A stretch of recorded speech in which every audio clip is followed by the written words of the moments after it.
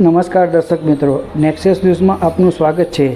જો તમે social media પર ધાર્મિક ઉપદેશ સાંભળો છો તો આ અહેવાલ આપના માટે છે। અમદાવાદ સાયબર ક્રાઇમ દ્વારા 1 મેથી સાયબર રક્ષિતા અભિયાન શરૂ કરવામાં આવ્યું છે, જેમાં મહિલાઓના ફેક આઈડી, મોર્ફ કરેલા ફોટા સહિતની અલગ અલગ ફરિયાદ નોંધી કાર્યવાહી કરવામાં આવી રહી છે। ત્યારે અમદાવાદની સોશિયલ મીડિયા ઇન્ફ્લુએન્સ યુવતીના નામથી 8 થી 10 એકાઉન્ટ બનાવી યુવતીના ફોટા AI આધારિત ન્યૂડ ફોટા બનાવી પોસ્ટ કરનાર યુવકની સાયબર ક્રાઇમે ધરપકડ કરી છે। આરોપીએ માત્ર યુવતીના જ નહીં પરંતુ તેની માતા અને માસીના પણ મોર્ફ કરેલા ફોટા બનાવીને સોશિયલ મીડિયામાં મૂક્યા હતા।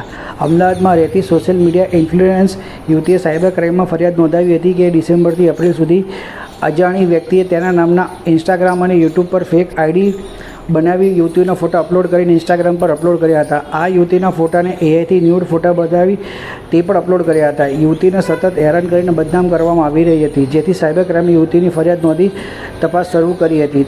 પોલીસે તપાસ દરમિયાન દિલ્હીમાં રહેતા સુમિત નામના આરોપીની ધરપકડ કરી છે। આરોપીની પૂછપરછ સામે આવ્યું કે આરોપી સોશિયલ મીડિયા પર ધાર્મિક ઉપદેશ આપે છે।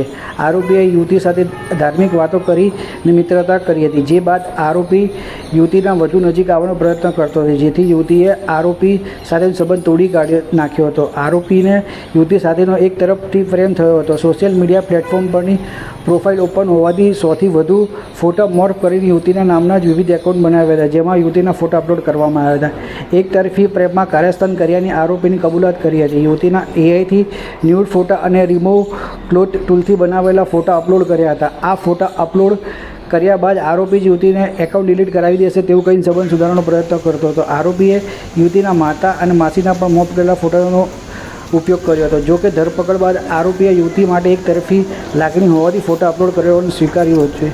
દર્શક મિત્રો, આવા સમાચાર જોવા માટે આપ અમારી ચેનલ લાઇક કરો, શેર કરો, સબસ્ક્રાઈબ કરો।